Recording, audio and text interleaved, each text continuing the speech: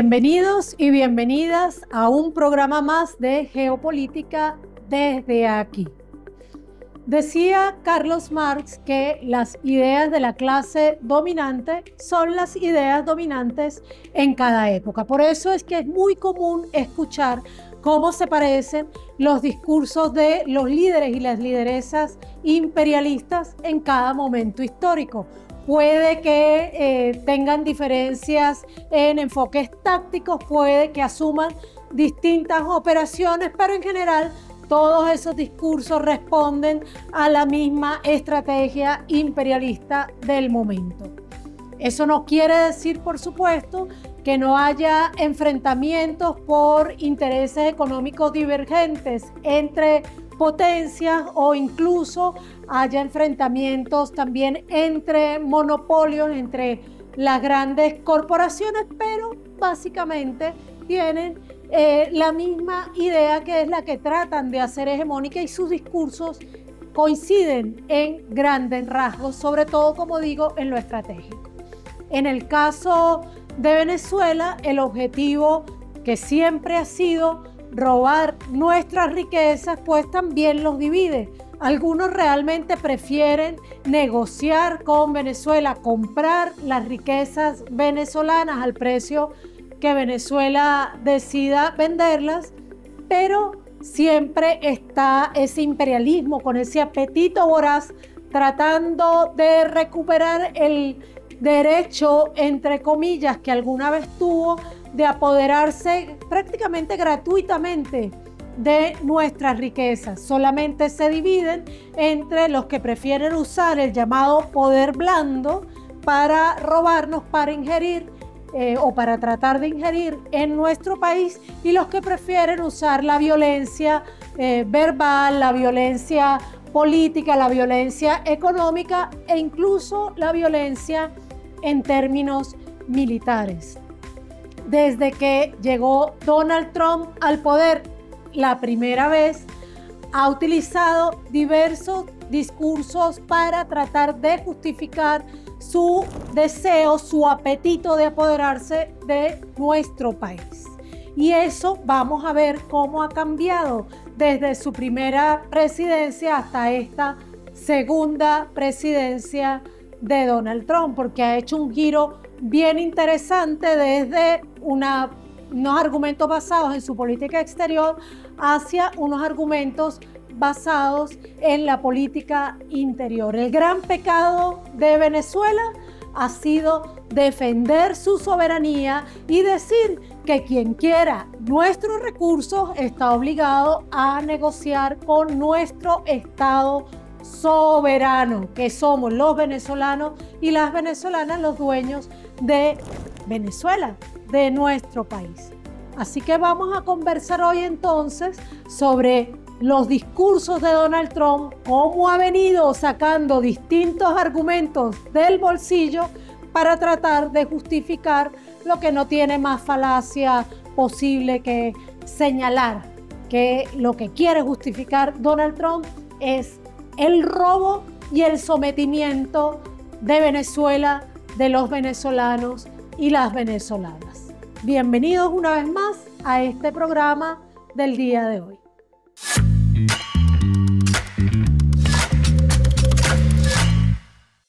Bueno, vamos a rastrear los titulares que tenemos el día de hoy. Naciones Unidas, Estados Unidos defienden la soberanía, independencia y prosperidad de los países. Este es el discurso de Donald Trump, pero por supuesto un discurso que no tarda en refrendar las autoridades de las Naciones Unidas. CNN, Trump asegura que autorizó a la CIA a operar dentro de Venezuela para frenar la inmigración ilegal y el narcotráfico. Infobae, Donald Trump le pidió a Pedro Pablo Kuczynski que los países de la región trabajen juntos para restaurar la democracia en Venezuela. Este es un titular del 2018. Deutsche Welle, este es un titular de estos días en el que dice: Venezuela divide a América. Están acusando a Venezuela de dividir a América. Noticia del 4 de noviembre. Fragmentación política en Latinoamérica obliga a aplazar la cumbre regional. ¿Qué vemos aquí? Una vez más, los grandes carteles mediáticos se han dedicado a refrendar, a acompañar el discurso de Donald Trump, los cambios en el discurso de Donald Trump. Vimos un titular de su primer gobierno donde hablaba de la necesidad de defender la democracia en Venezuela y era por ello que estaba determinado a meterse dentro de nuestro país, y vimos cómo luego en titulares más recientes cambia el discurso. De hecho, ese titular de la ONU era también de ese primer gobierno, pero en el segundo discurso justifica su injerencia al luchar contra la inmigración ilegal y el narcotráfico. Todos esos discursos y los otros más que vaya inventando, que vaya sacando del bolsillo, sin duda van a contar con el acompañamiento cómplice de las grandes corporaciones mediáticas. Por eso es necesario que rastreemos la información y que tratemos de buscar información directa desde las fuentes para no dejarnos manipular por estos titulares que en realidad son armas de guerra, en este caso guerra contra nuestros pueblos, guerra contra la soberanía venezolana.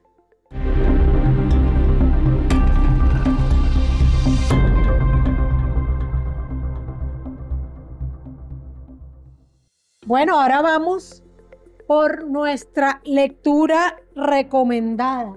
Y la lectura recomendada del día de hoy es La psicología de masas del fascismo, del psiquiatra alemán Wilhelm Reich. Este texto es muy interesante, es psicología de masas, y aunque está escrito para desnudar la psicología de masas de la Alemania nazi, sigue teniendo mucha vigencia, arroja muchas luces para entender, por ejemplo, el reciente triunfo de Milei en las elecciones en Argentina, para entender esos discursos fascistas. Y aquí vamos a leer un extracto de este libro para que tengan una idea, que por cierto este libro se consigue fácilmente en muchas plataformas en internet. Dice, esto lo dice Reich: si el trabajador no es ni francamente reaccionario ni francamente revolucionario, sino que se encuentra atraído por las dos tendencias antagónicas, reaccionarias y revolucionarias, el descubrimiento de este antagonismo tendrá que desembocar necesariamente en una práctica que oponga a las fuerzas psíquicas conservadoras las fuerzas revolucionarias. Toda mística es reaccionaria, el hombre reaccionario es místico. No se forjan las armas contra el misticismo burlándose simplemente de él, calificándole de oscurantismo o de psicosis.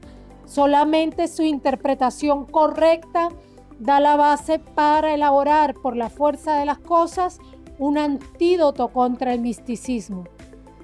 Para hacer frente a esta tarea es preciso comprender las relaciones entre la situación social y la formación de estructuras, y más particularmente en el límite de nuestros conocimientos, las ideas irracionales que no se explican directamente por consideraciones socioeconómicas.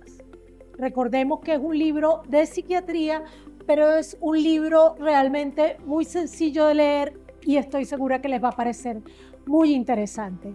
En cuanto a la recomendación de cine del día de hoy, vamos a recomendar algo que siempre debimos haber recomendado, que es una película venezolana.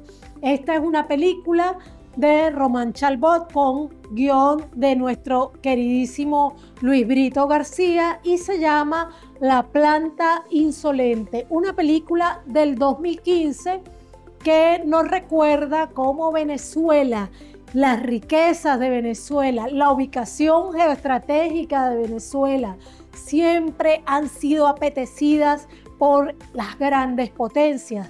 Esta película nos habla sobre el bloqueo contra Venezuela en el año 1902, bloqueo ejecutado por Reino Unido, Alemania, Italia durante el gobierno de Cipriano Castro. Les recomendamos La planta insolente.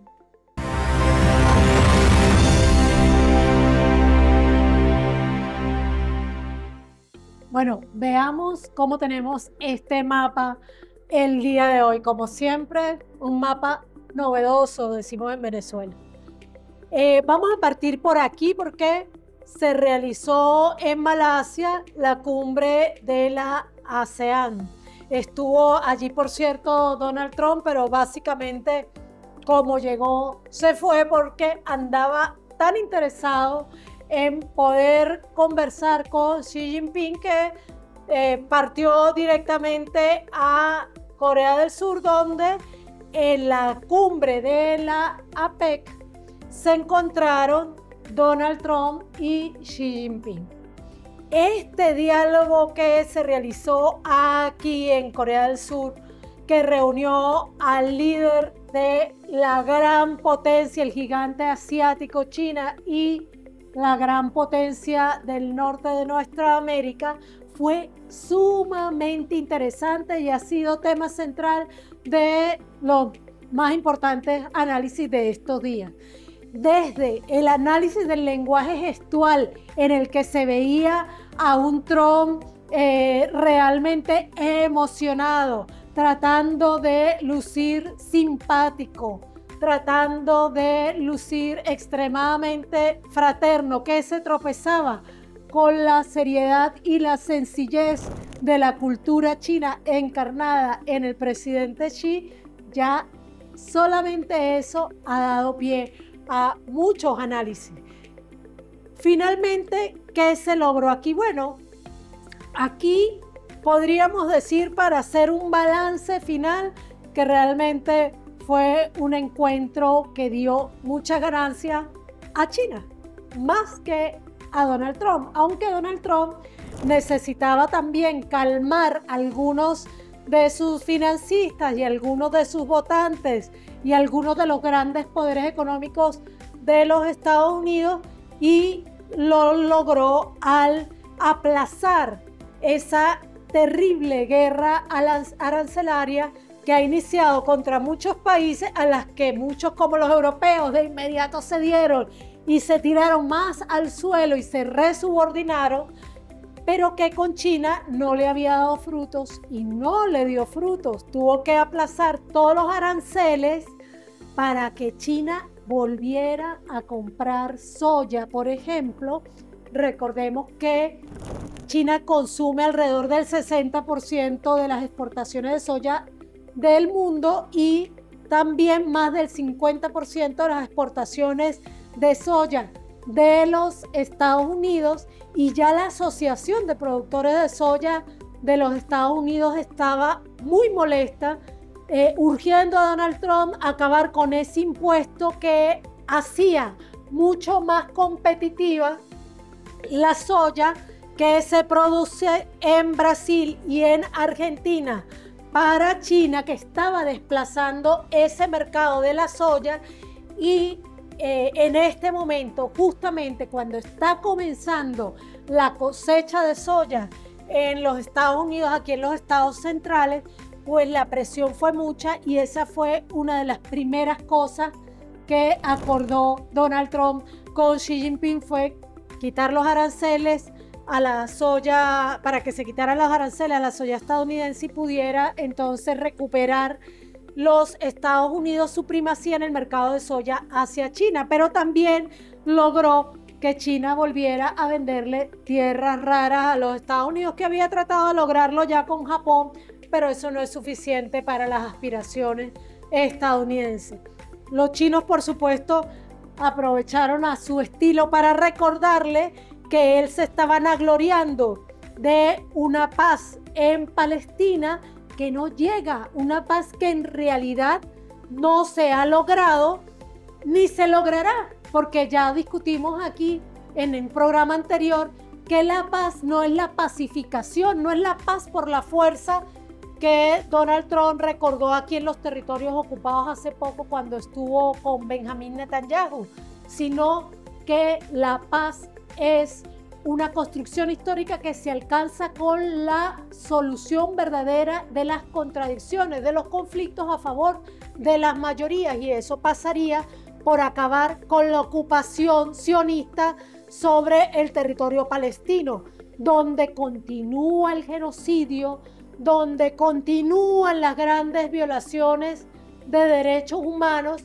Ciertamente se han atenuado un poco, pero el proceso genocida continúa, y lo más grave, el proceso colonizador sionista ilegítimo e ilegal del territorio palestino avanza, no se detiene, y esto es sumamente grave, y eso va a hacer que sea Hamas o sea cualquier otra organización de la resistencia palestina o nuevas organizaciones, el pueblo palestino va a seguir en lucha porque tiene legítimo derecho, incluso establecido por el derecho internacional, a defenderse de esa ocupación.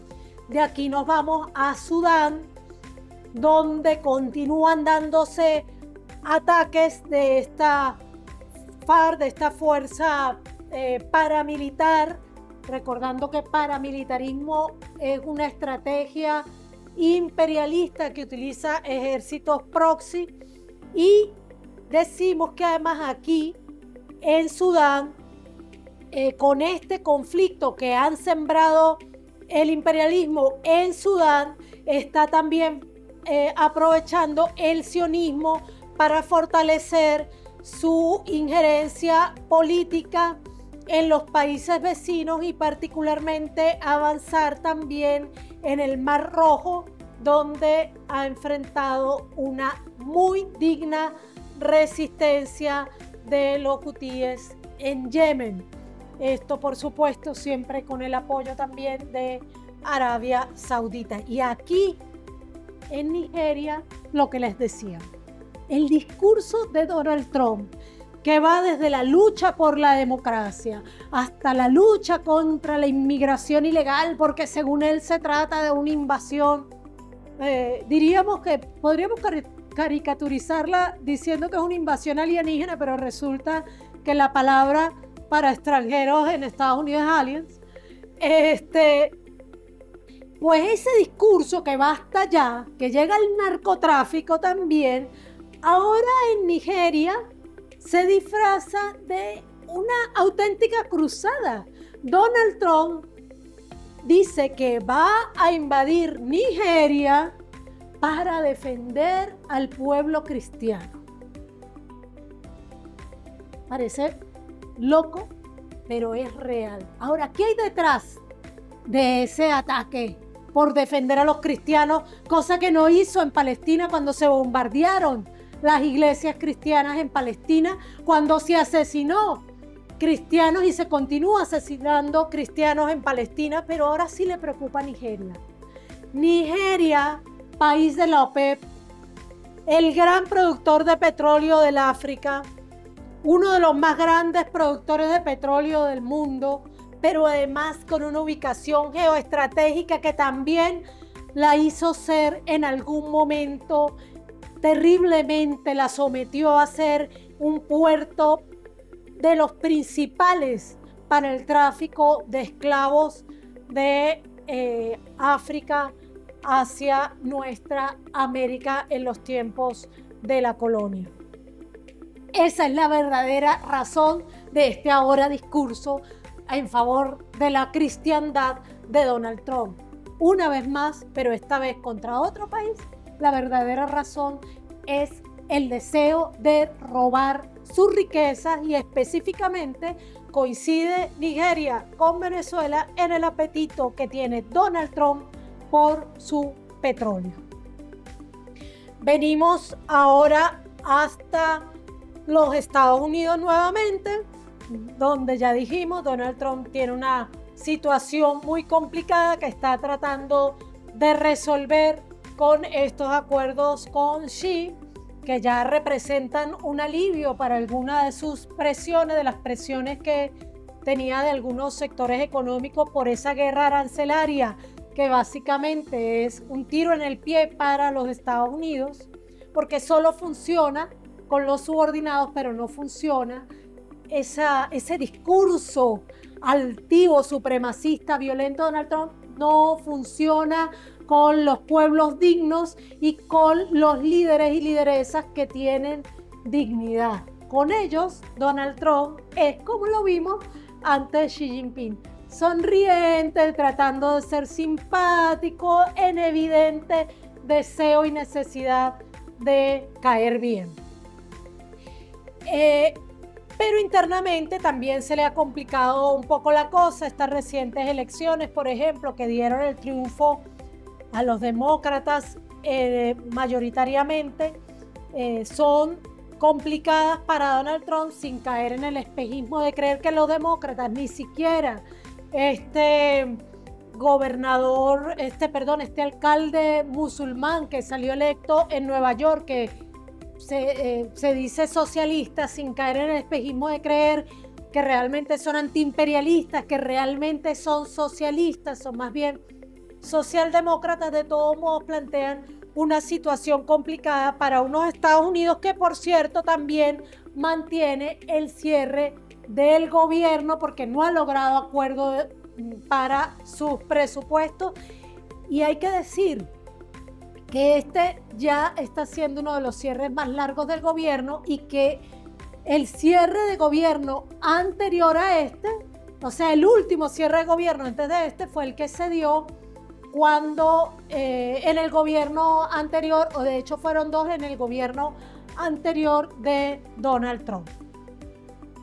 Luego de esto, pues, tenemos un México que siempre ha tenido una política internacional muy progresista, una doctrina Estrada que incluso en las épocas de la dictadura priista, cuando arreciaba la represión interna, tenía una política exterior progresista. Bueno, concedió asilo a una de las funcionarias del gobierno de Pedro Castillo y con esa excusa, porque realmente son excusas, Perú rompe relaciones con México y esto es una avanzada para el imperialismo que gusta de dividir, obviamente, para poder vencer.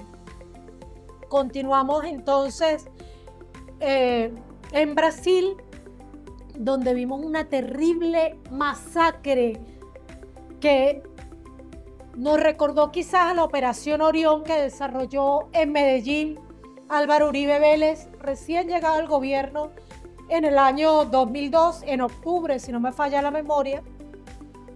Una terrible operación supuestamente contra los carteles de la droga, pero que una vez más fortaleció el paramilitarismo, la violación de derechos humanos contra el pueblo humilde. Y ahora se está viendo con más claridad qué podía haber detrás de ello. Porque lo que vemos ahora es que hay un debate legal entre cómo asumir el tema del narcotráfico ahora que se ha desatado esta crisis que se levantó con esta operación genocida realizada por las fuerzas del orden brasileño, por la fuerza pública brasileña contra la población. Y es que las fuerzas bolsonaristas están tratando de declarar a este grupo de narcotráfico, el Comando Vermelho, como organización terrorista. Y al hacer eso, estarían dando herramientas para la injerencia internacional dentro de Brasil, que encantado de la vida, una vez que se declarara que hay organizaciones terroristas en Brasil, pues tal como lo ha hecho en Asia Occidental, como lo está haciendo en África, justificaría con ello una posible injerencia directa sobre territorio brasileño. Como vimos en los titulares, en República Dominicana fracasaron en su intento de unir a nuestra América contra Cuba, Venezuela y Nicaragua. Y lo digo con mucho énfasis, fracasaron ellos, porque han querido hacer creer que fue Venezuela quien empujó esta división, pero realmente son ellos quienes plantearon una cumbre que excluyera a Cuba, Venezuela y Nicaragua, y en respuesta a ello, ni el presidente Gustavo Petro de Colombia ni la presidenta Claudia Sheinbaum iban a asistir a esta cumbre, y eso hizo que ya seguramente otros ruidos más que se generaron por esa decisión de ellos, pues hizo que tuvieran que cancelar su queridísima cumbre de las Américas. Continuaron los ataques, las operaciones militares en el Caribe y en el Pacífico, operaciones militares ilegítimas e ilegales, incluso dentro del marco jurídico de los propios Estados Unidos, que no nos compete, pero para explicarles que hasta sus propias leyes las están violando el derecho internacional y el derecho internacional humanitario.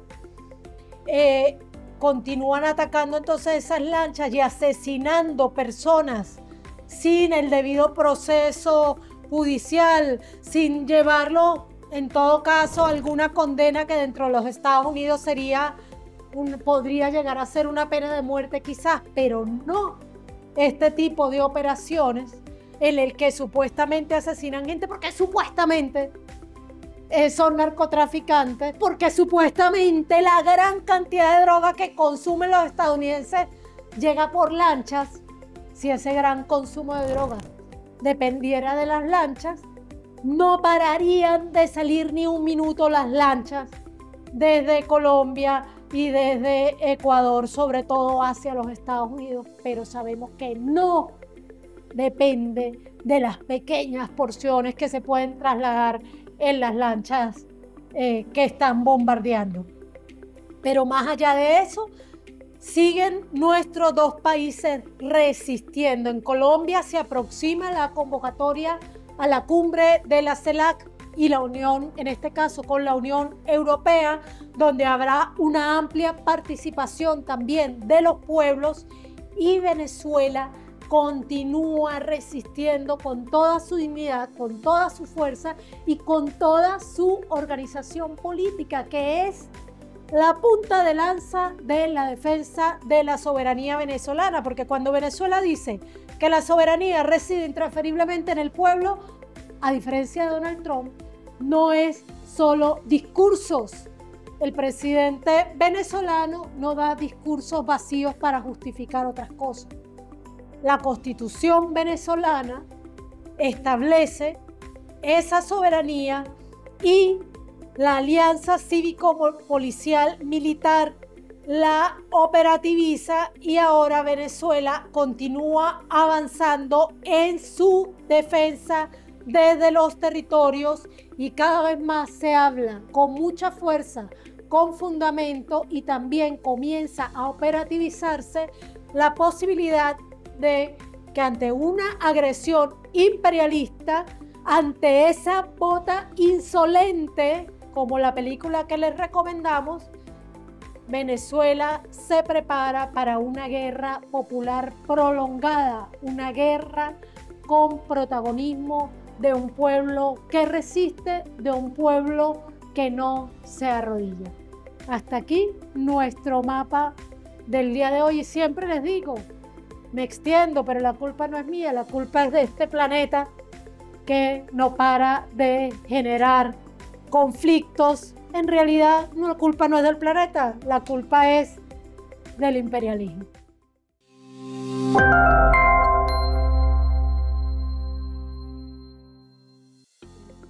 Bueno, hace ya cerca de 2 meses tuvimos el gusto de entrevistar aquí en nuestro canal al profesor puertorriqueño Ramón Grossfogel y con él conversamos de muchos temas, pero conversamos mucho sobre la situación interna de los Estados Unidos y por eso nos pareció muy pertinente recordarles un extracto, traer a este programa un extracto de esa entrevista que por supuesto ustedes pueden ver completa en el canal de YouTube de ANTV, que si no me equivoco se llama ANTV Venezuela.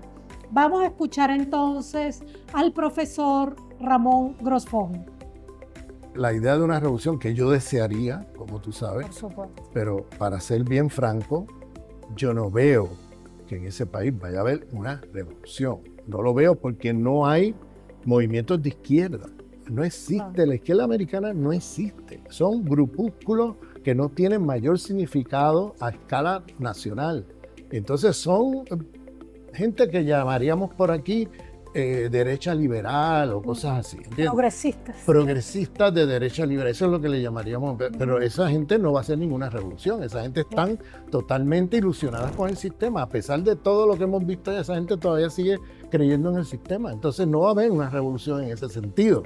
En ese sentido, no va a haber revolución, pero lo que vamos a ver, yo creo, es que se va a intensificar las contradicciones internas. Mira, el país está quebrado. Ajá. Tiene 37 trillones de deuda del gobierno federal americano. Eso es una barbaridad de dinero. Cada año se incrementa geométricamente en 2 trillones pagando los intereses de esa deuda. O sea, se mete en 2 trillones. ¿Bien? 2 trillones de dólares. Está quebrado. Entonces, hay una crisis económica en los Estados Unidos. La gente no tiene empleo, no tiene recursos, eso incluyendo todo el mundo, pero incluyendo las clases trabajadoras americanas, que no tienen buenos empleos, no tienen buenos ingresos, se han pauperizado desde la crisis del 2008 para acá, y no se han recuperado.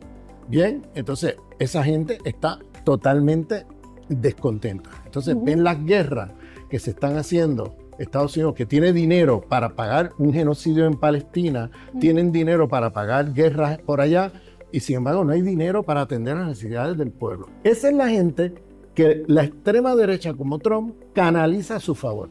Porque entonces él dice, esas son guerras inútiles, no sé qué, y entonces estos demagogos, porque es un demagogo, los fascistas son demagogos, pues se incrustan en lo que el pueblo quiere escuchar y se metió en un movimiento como MAGA, que son fascistas, son racistas, pero son antiguerra.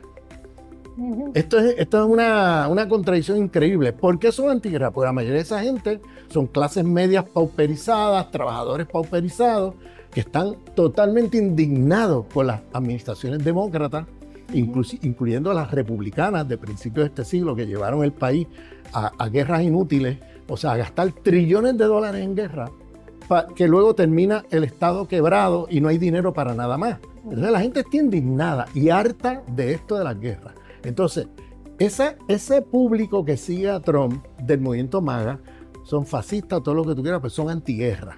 Entonces Trump está en un dilema, porque por un lado, el movimiento MAGA es el que lo puso en la silla con sus votos, con las promesas de Trump de que iba a acabar con estas guerras inútiles, porque todo ese dinero va para 7 compañías del complejo militar industrial de los Estados Unidos, que son las que se benefician de esas guerras. 7 compañías, no se beneficia nada más. Y Trump, como empresario capitalista de otro tipo de negocio, que no es la industria militar, pues él dice, ¿qué gano yo?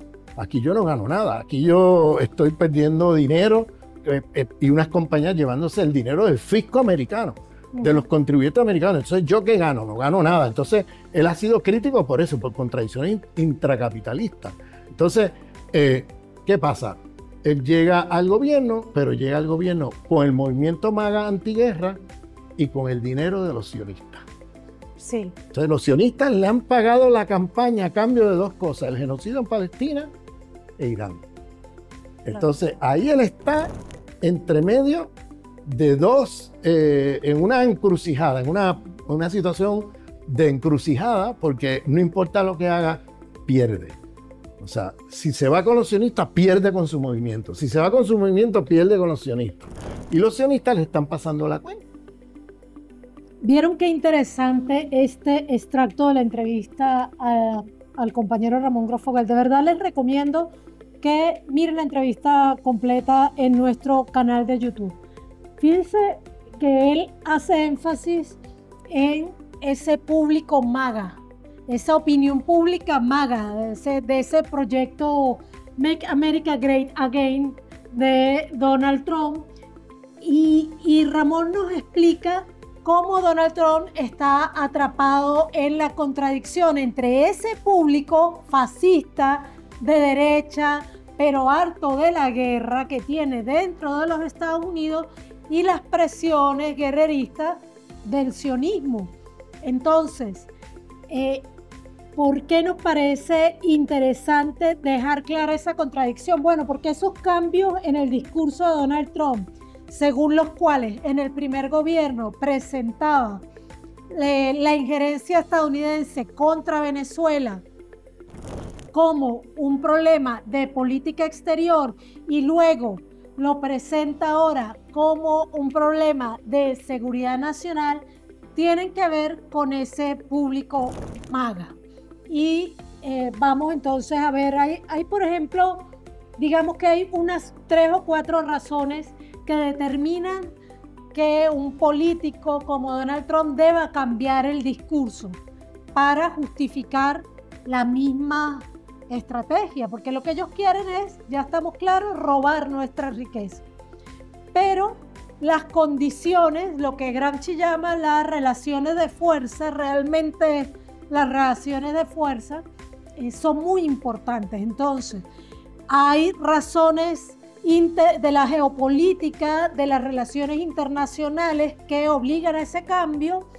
Una política internacional que está girando en torno al momento en el que el mundo unipolar está ya casi muerto y enterrado y el mundo pluricéntrico multipolar está naciendo, pero Donald Trump, tal como lo señalamos en nuestro mapa, está tratando de apostar más bien a un mundo nuevamente bipolar en el que ellos saben manejarse. Esto lo estamos diciendo hace muchos años. Ellos están apuntando lo que ahora repiten, insisten en llamar el G2, es dividir el mundo entre los que están con ellos y los que están contra ellos, que en este caso estarían encabezados por China. Obedece también a esa dinámica interna que nos explica Ramón. Obedece, por supuesto, a la respuesta y la capacidad y, digamos, la situación real de Venezuela, donde esa ultraderecha está cada vez más derrotada, cada vez con menos pueblo, cada vez más fragmentada también, sin ningún apoyo de esas fuerzas realmente existentes, que son las fuerzas militares, sin organización popular realmente beligerante y un discurso injerencista constantemente confrontado, evidenciado, digamos, desnudado, que el pueblo venezolano no traga entero, que ya ni siquiera quienes pretenden justificar la invasión pueden creer que el verdadero interés de los Estados Unidos sea la lucha por la libertad y la democracia, porque ahora, como ya dijimos, ellos han venido cambiando hacia un discurso donde se lucha contra el narcotráfico y se lucha contra la inmigración, o sea, atacan al pueblo venezolano, incluso al pueblo venezolano que ha emigrado sobre todo por razones económicas. Y cuando uno ve a algún líder de la oposición venezolana hablando de que es que Venezuela es realmente importante dentro del narcotráfico, uno sabe que ese líder o esa lideresa saben que están mintiendo, porque no hay ninguna razón objetiva, ningún argumento objetivo medianamente científico que sustente semejante declaración. Y lo otro que incide en el cambio del discurso, pues es lo que tratamos de abordar un poco con Wilhelm Reich. Son condiciones psicológicas del individuo Donald Trump de la psicología de masas de la opinión pública mundial, pero sobre todo de los Estados Unidos, y también la situación personal de Donald Trump como comerciante, como negociante, porque hay que decir que se las ha ingeniado para que él y sus amigos ganen, se fortalezcan con todas estas guerras que él ha desatado, incluyendo con la guerra arancelaria. Pero ciertamente este apunte de Ramón Grosfoguel es algo muy importante de profundizar. Sin embargo, yo quiero que nos detengamos un momento en comparar entonces esos argumentos. Recordemos, porque a veces la guerra cognitiva hace que nuestra memoria a largo plazo se pierda. Recordemos el año 2019. En ese año 2019, en nombre de la democracia, se nos trató de imponer un títere, un presidente interino que además osó dirigir una operación militar sobre las fronteras de Venezuela a través del puente Tienditas, utilizando a Colombia como cabeza de playa, y ahí vimos las imágenes de Guaidó, el fascista frustrado también de Iván Duque, el otro fascista que ya acompaña a Pinochet y a Fujimori y a Franco y a tantos otros, que era Piñera. Y bueno, estaba creo que Mario Abdo Benítez también en esa imagen, con la cara de frustración porque no lograron imponer la democracia en Venezuela. Eso que ellos llaman democracia, que es la autocracia del capitalismo, del imperialismo, la injerencia, un régimen sin soberanía, donde los pueblos somos cada vez más pobres y menos del 1% de la población es cada día más rico. Como no lograron imponer eso, entraron de nuevo al poder blando, porque no recuerdo si ya lo dijimos, pero una diferencia que marca diferencia en el discurso imperialista hacia Venezuela en particular, pero hacia todos los pueblos en general, es que algunos prefieren apelar al poder blando para garantizar la injerencia. Esto es a través de la cultura, incluso un poco de la guerra económica, de la guerra cognitiva, de la guerra comunicacional, del financiamiento a organizaciones no gubernamentales, a partidos políticos o incluso a ejércitos proxy para no asumir una guerra frontal, ¿no? Pero otros prefieren la violencia más directa, como bombardear embarcaciones en pleno Caribe. Sin embargo, disfrácelo como lo disfrace, el propio Donald Trump, como es tan, digamos, hablador, a veces me cuesta encontrar las palabras más elegantes para decir las cosas que estoy pensando, ¿no? Pero bueno, él mismo, como es tan habladorcito, nos dijo ya cuál es la verdadera intención de su discurso del 2019, de su discurso del 2025. Veamos estas palabras de Donald Trump hace poco, creo que hace cerca de un año. I left, Venezuela was ready to collapse. We would have taken it over. We would have gotten all that oil. It would have been right next door. But now we're buying oil from Venezuela, so we're making it. Bueno, allí asumió que es lo que verdaderamente él andaba buscando. Aunque me parece que quedó un poco cortado el audio, pero lo que él dice ahí es que estábamos a punto de hacer colapsar a Venezuela cuando entregamos el gobierno y hubiéramos tenido el petróleo gratis aquí mismo al lado de la puerta, ¿no? Aquí al lado al lado de nosotros, porque ciertamente el petróleo venezolano, una de las razones por las que le interesa a los Estados Unidos, además de que tenemos una reserva inmensa que ellos no tienen, ni siquiera en Alaska, que no tiene ningún otro país del mundo. Además de eso, estamos muy cerca de los Estados Unidos, precisamente a través del Mar Caribe.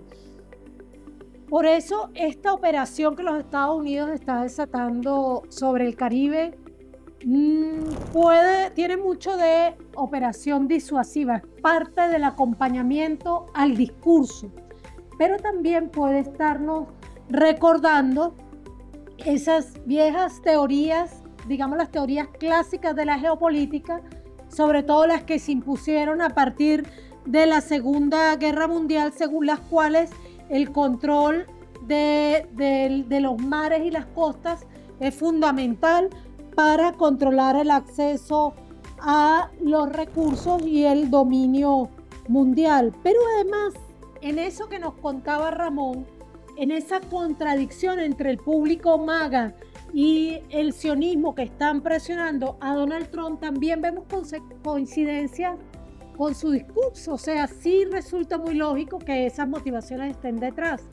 Por un lado, Donald Trump, que antes hablaba de Venezuela como un problema de política exterior, ahora lo plantea como un problema de política interna, para que ese público que no quiere la guerra, que es su base de votantes, asuma que Venezuela es un peligro para su seguridad interna cotidiana. Le dice que Venezuela está abriendo sus cárceles y mandando a sus delincuentes a Estados Unidos. Le dice que Venezuela es la culpable del desastre del consumo de drogas que ellos mismos han propiciado y sembrado en los Estados Unidos, sobre todo a partir de la década de los 70, y que continúan alimentando.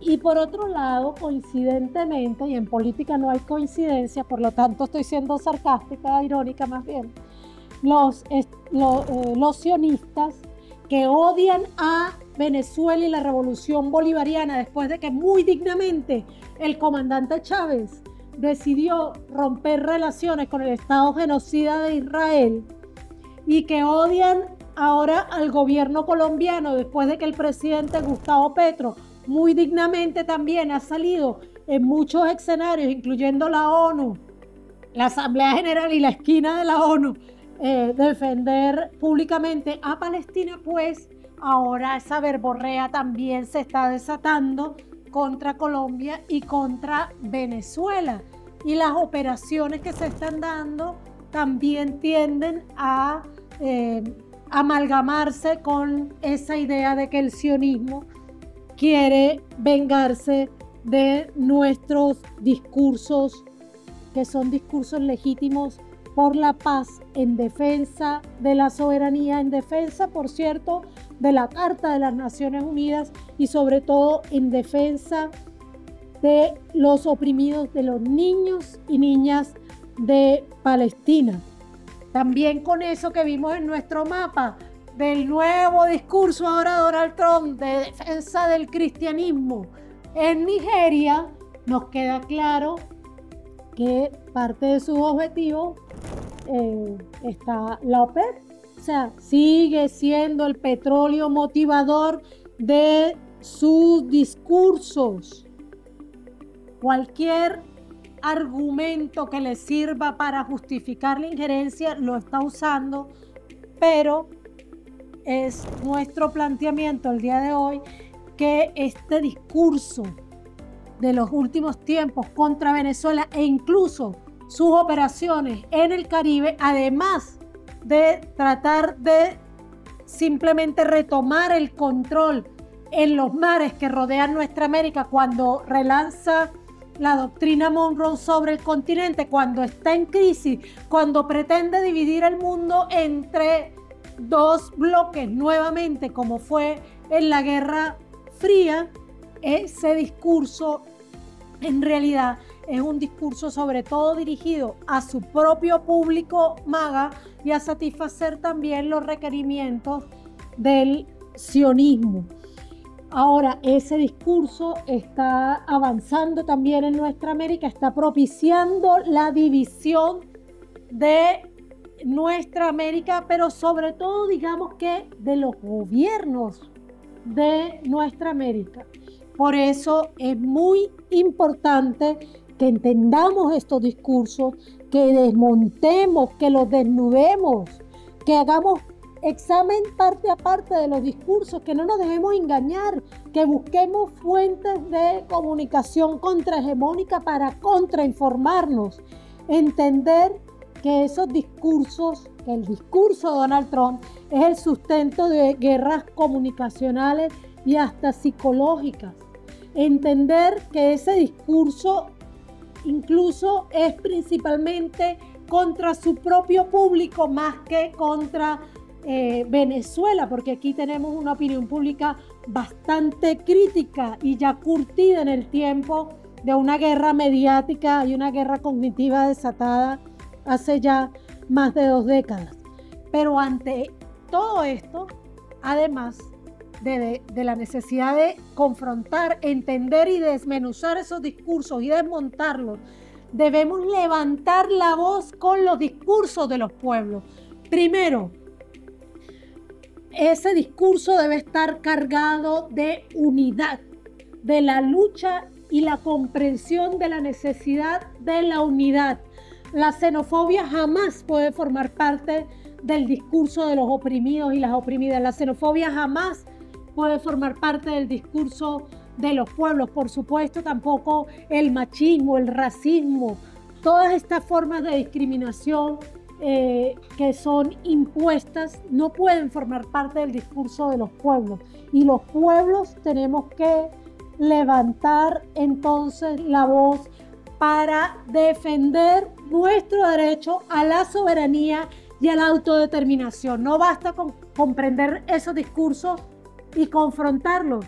También debemos levantar los discursos de los pueblos, discursos de unidad, discursos de esperanza y discursos de paz. Pero como siempre decimos, de paz con P mayúscula, de paz con justicia en todas sus dimensiones.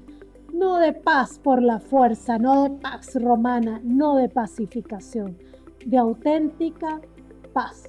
Los pueblos del mundo tenemos derecho a existir, tenemos derecho a ser soberanos, tenemos derecho a autodeterminarnos y tenemos derecho a hablar con nuestras propias voces, a construir nuestros discursos y a difundir nuestros discursos. Este espacio, de hecho, es un esfuerzo por ello y es un espacio, como todo este canal, abierto para difundir la voz de los pueblos.